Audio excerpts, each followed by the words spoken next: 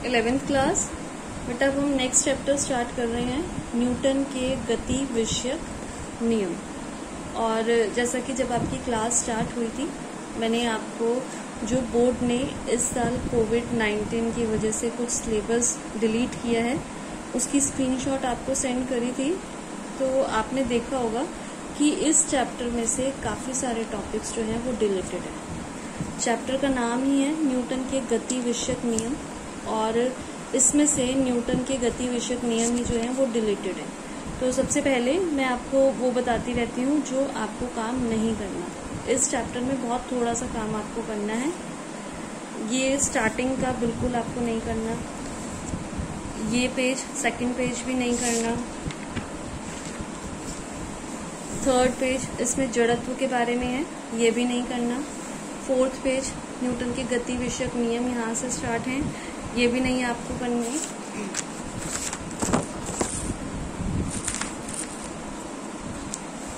फिर इसके बाद संवेग पर आधारित कुछ घटनाएं, न्यूटन का गति विषयक द्वितीय नियम, आवेग, न्यूटन का गति विषयक तृतीय नियम, ये सब कुछ आपको नहीं करना। आपको जो करना है वो यहाँ से करना है, रेखीय संवेग संरक्षण का नियम। ये आपके कोर्स में है, ठीक है। अब यहाँ पर तो वर्ड आ गया संवेग, तो संवेग आपको पता होना चाहिए। हालांकि आप 9th क्लास में पढ़ चुके हैं, फिर भी एक बार मैं बता देती हूँ कि संवेग जो होता है वो क्या होता है, द्रव्यमान और वेग के गुणनफल को संवेग बोला जाता है। द्रव्यमान और वेग, m और v का जो मल्टीप्लिकेशन होता है उसको हम बोलते हैं संवेग, और रिप्रेजेंट किससे करते हैं इसको, p से। ये एक सदिश राशि है। साथ ही साथ एक बार शॉर्ट में मैं आपको तीनों नियम भी बता देती हूँ, जो न्यूटन की गति विषयक जो 3 नियम थे। पहला नियम ये था कि यदि कोई वस्तु विराम अवस्था में है तो वो विराम अवस्था में ही रहेगी। यदि कोई वस्तु गति की अवस्था में है तो वो गति की अवस्था में ही रहेगी, जब तक उन पर कोई बाह्य बल ना लगाया जाए। सेकंड नियम ये कहता है कि वस्तु पर लगाया गया बल वस्तु में संवेग परिवर्तन की दर के अनुक्रमानुपाती होता है। और तृतीय नियम ये कहता है कि हर एक क्रिया की एक प्रतिक्रिया होती है। तो ये तीनों जो नियम है या इन पर बेस्ड जो भी एग्जाम्पल्स हैं वो सब अब आपके कोर्स में नहीं है। आपके कोर्स में क्या है, रेखीय संवेग संरक्षण का नियम। अब ये संवेग संरक्षण का नियम क्या कहता है, यदि किसी निकाय का मतलब होता है सिस्टम या कोई पिंड या कोई वस्तु पर कार्यरत बाह्य बल 0 हो तो उस निकाय का संपूर्ण रेखीय संवेग समय के साथ नियत रहता है। ये जो है F = dp/dt, ये तो है, यहाँ तक है, ये गति का दूसरा नियम है, ठीक है। अब इसमें क्या कहा कि यदि बाह्य बल 0 हो, F को अगर हम 0 कर दें तो dp/dt भी क्या हो जाएगा, 0। और अगर किसी को समय के सापेक्ष अवकलन करने पर वो 0 आ रहा है, इसका मतलब वो राशि कैसी है, कांस्टेंट। तो p क्या हुआ, कांस्टेंट, यानी कि नियतांक। इसी तरीके से 2 कणों के निकाय के लिए रेखीय संवेग संरक्षण की व्युत्पत्ति, तो इसका जो नियम है, जो इसका डेरिवेशन है, वो डेरिवेशन गति के तृतीय नियम से किया जाता है कि F12 जो है वो dp1/dt है, F21 dp2/dt है। F12 मतलब एक वस्तु पर दूसरे द्वारा लगाया गया बल, और F21 क्या है, दूसरी वस्तु पर पहले द्वारा लगाया गया बल। और हमें ये तृतीय नियम से पता है कि हर एक क्रिया की एक प्रतिक्रिया होती है। मतलब एक वस्तु अगर दूसरी वस्तु पे बल लगाती है तो दूसरी वस्तु भी पहली वस्तु पर उतना ही बल विपरीत दिशा में लगाती है। मतलब F12 - F21। F12 का मान क्या है, dp1/dt। F21 का मान क्या है, dp2/dt। ये माइनस में है, दूसरी साइड जाएगा तो प्लस में। तो D upon D T common ले लिया, अंदर क्या बचा P1 plus P2 is equal to 0। और वही बात कि d अपॉन डी टी अगर किसी राशि का 0 है, इसका मतलब वो राशि कैसी है, constant. P1 plus P2 is equal to constant. ये तो हमने किया दो कणों के निकाय के लिए, मतलब कोई वस्तु अगर ऐसी है जिसमें दो कण। इसी तरीके से अगर हम कोई वस्तु ऐसी ले लें जिसमें n कण हो, तो ये क्या हो जाएगा relation, P1 plus P2 plus P3 plus and so on Pn is equal to constant. अब ये जो टॉपिक है रेखीय संवेग संरक्षण का नियम, इस पे बेस्ड न्यूमेरिकल एग्जाम में जरूर आता है। ये नियम नहीं आता एग्जाम में, एक लाइन का ये नियम है, ये नहीं आता, बट इस पे बेस्ड न्यूमेरिकल आते हैं। तो मैं इसमें एग्जाम्पल आपको दो समझा देती हूँ, बाकी जब मैं आपको वर्कशीट कराऊंगी तो उसमें भी इसके न्यूमेरिकल्स आपको कराऊंगी।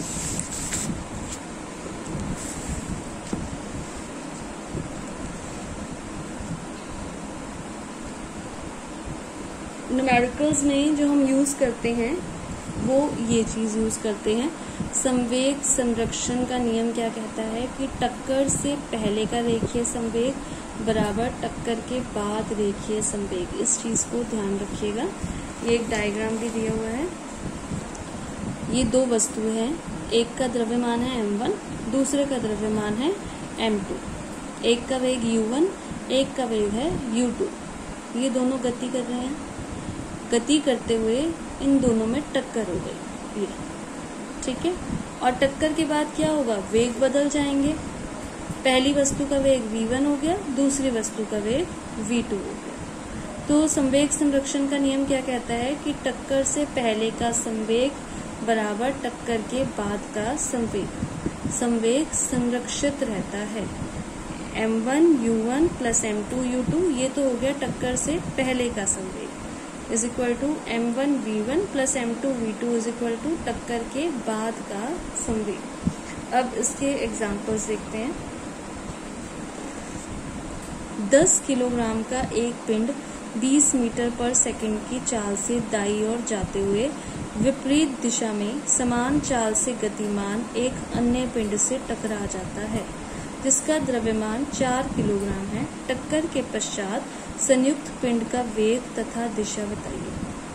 तो इन्होंने पहले तो ये बता दिया कि जो पहली वस्तु है उसका जो वेट है द्रव्यमान है m1, वो है 10 किलोग्राम और उसकी चाल क्या है 20 मीटर पर सेकंड। और जो वो टकरा रहा है उस पिंड का द्रव्यमान कितना है 4 किलोग्राम, ये m2 हो गया। और जिससे टकरा रहा है उसकी चाल कितनी है, उसकी चाल भी समान है, यानी कि 20 मीटर पर सेकंड ही है, बट यहाँ पर वर्ड क्या यूज कर दिया, विपरीत दिशा में। मतलब अगर हम इसकी प्लस के साइन के साथ लेंगे तो दूसरे पिंड की कैसे साइन के साथ लेंगे, माइनस के साइन के साथ। और टक्कर के पश्चात क्या होता है, संयुक्त पिंड। संयुक्त पिंड मतलब वो दोनों जो वस्तुएं हैं, एक 10 किलोग्राम की और एक 4 किलोग्राम की, ये दोनों जुड़ जाएंगे। तो इसका वेग तथा दिशा बताइए। पहले पिंड का द्रव्यमान 10 किलोग्राम, वेग 20 मीटर पर सेकंड। दूसरे का द्रव्यमान 4 किलोग्राम, वेग माइनस 20 मीटर पर सेकंड। संयुक्त पिंड का द्रव्यमान 10 प्लस 4 यानी कि 14 किलोग्राम। इसमें मिस्टेक है, प्रिंटिंग मिस्टेक है। यहाँ पे 19 किलोग्राम दिया हुआ है, ये गलत है। यहाँ पर 14 किलोग्राम आएगा, ठीक है। अब इसके बाद संवेग संरक्षण के नियम से क्या है, टकराने से पहले का संवेग बराबर टकराने के बाद का संवेग। यहाँ हम सारी वैल्यूज रख लेंगे। 10 × 20 plus 4 × -20 is equal to m1 plus m2। देखिए यहाँ पर फिर से 14 दे दिया, वहाँ 19 था, यहाँ 14 दे दिया। तो बुक्स में कई बार प्रिंटिंग मिस्टेक हो जाती है। और साथ में v, इस सबको सॉल्व करके हम v का मान निकाल लेंगे। वो क्या आया 8.57 मीटर पर सेकेंड। और यहाँ दाईं ओर क्यों लिखा है, क्योंकि साइन यहाँ माइनस का नहीं आया, प्लस का आया। तो इसका मतलब जब ये पिंड टकराएगा और टकराने के बाद जब एक कंबाइंड पिंड बन जाएगा तो उसका वेग इस साइड होगा। अगर माइनस का साइन होता तो हम कहते विपरीत दिशा में, ठीक है। तो इस तरीके के न्यूमेरिकल्स जो हैं ये संवेग संरक्षण पर आधारित ये एग्जाम में पूछे जाते हैं। अब एक और एग्जांपल मैं आपको समझाती हूँ। एक लड़की सीधी सड़क पर 5 मीटर पर सेकंड की चाल से साइकिल चलाते हुए 0.5 किलोग्राम का एक पत्थर अपनी गति की दिशा में पृथ्वी के सापेक्ष 15 मीटर पर सेकंड की चाल से फेंकती है। लड़की तथा उसकी साइकिल का द्रव्यमान 50 किलोग्राम है। ये जो 50 किलोग्राम वेट दिया हुआ है, ये लड़की और साइकिल दोनों का मिलाकर है। क्या पत्थर फेंकने के बाद साइकिल की चाल परिवर्तित हो जाएगी? यदि होगी तो कितनी होगी? सबसे पहले तो हम m1 निकालते हैं। m1 जब स्टार्टिंग की बात है तो स्टार्टिंग में लड़की साइकिल चला रही है प्लस उसके हाथ में पत्थर भी है, तो लड़की और साइकिल का जो द्रव्यमान है वो 50 किलोग्राम है और 0.5 किलोग्राम का पत्थर भी है उसके पास। तो जो कुल द्रव्यमान m1 हो जाएगा वो कितना हो जाएगा? 50 प्लस 0.5 मतलब 50.5 किलोग्राम। और जो उसका वेग है वो क्या दिया हुआ है? वो जो चल रही है, साइकिल चला रही है, वो कितनी चाल से चला रही है? 5 मीटर पर सेकंड की चाल से। अब जब जो उसने फेंका m2, वो क्या है? पत्थर का द्रव्यमान। पत्थर का द्रव्यमान कितना दिया हुआ है? 0.5 किलोग्राम। और वो पत्थर किस चाल से फेंका उसने? 15 मीटर पर सेकंड की चाल से, अपनी गति की दिशा में। अगर यहाँ पर बोला जाता विपरीत दिशा में, तब हम u2 को जो है वो माइनस के साइन के साथ लेते, पर यहाँ अपनी गति की दिशा में, तो u2 हो गया 15 मीटर पर सेकंड। ठीक है, m1 पता चल गया, u1 पता चल गया, m2 पता चल गया और u2 पता चल गया। अब उसके बाद हमने ये माना कि पत्थर फेंकने के बाद मान लिया कि उसकी चाल जो है चेंज होकर v हो गई। तो अब संवेग संरक्षण के नियम से क्या है? m1 u1 is equal to m2 u2 plus mv। सबसे पहले तो जो कुल द्रव्यमान है, कुल द्रव्यमान कितना है? 50.5 और जो चाल है वो कितनी है? 5। और जब पत्थर फेंक दिया, पत्थर कितने किलोग्राम का था? 0.5 किलोग्राम का। उसकी चाल कितनी थी? 15। पत्थर फेंकने के बाद अब सिर्फ क्या रह गया? साइकिल और वो लड़की जिसका द्रव्यमान कितना दिया हुआ है? 50। और हमने ये माना कि पत्थर फेंकने के बाद जो चाल है वो हो गई v। तो यहाँ से हम v को जब सॉल्व करेंगे वो आया 4.9 मीटर पर सेकेंड। पहले किस चाल से चल रही थी?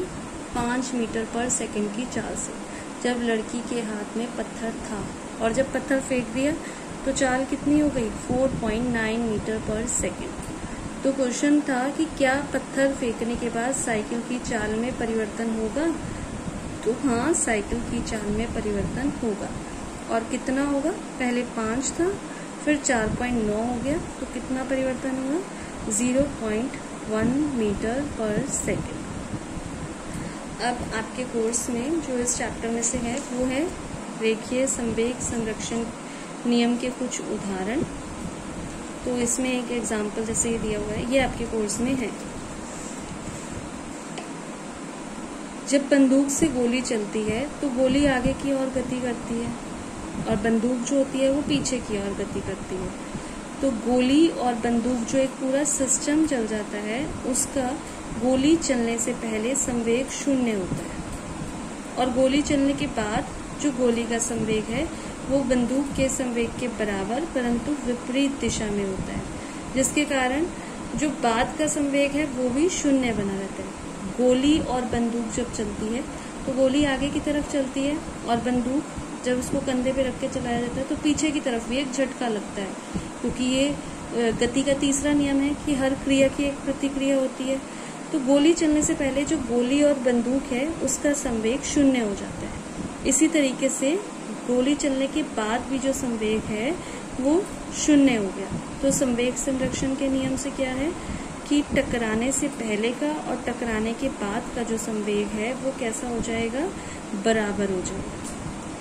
तो mv is equal to minus mv, जहाँ पर जो m है, m क्योंकि कैपिटल दिखाया हुआ है, ये है बंदूक का द्रव्यमान और ये वेग जो है ये बंदूक का वेग है, और स्मॉल m गोली का द्रव्यमान और स्मॉल v गोली का वेग। दोनों एक दूसरे के विपरीत चलते हैं ना, गोली आगे बंदूक पीछे, इसलिए यहाँ पर माइनस के साइन के साथ लिया। mv is equal to minus mv। इसी तरीके से इसमें दो एग्जाम्पल और दिए हुए हैं। एक तो ये, जब कोई बम अचानक विस्फोट होने के बाद 3 टुकड़ों में विभाजित हो जाता है तो जो उस पर बल है वो लगता है 0।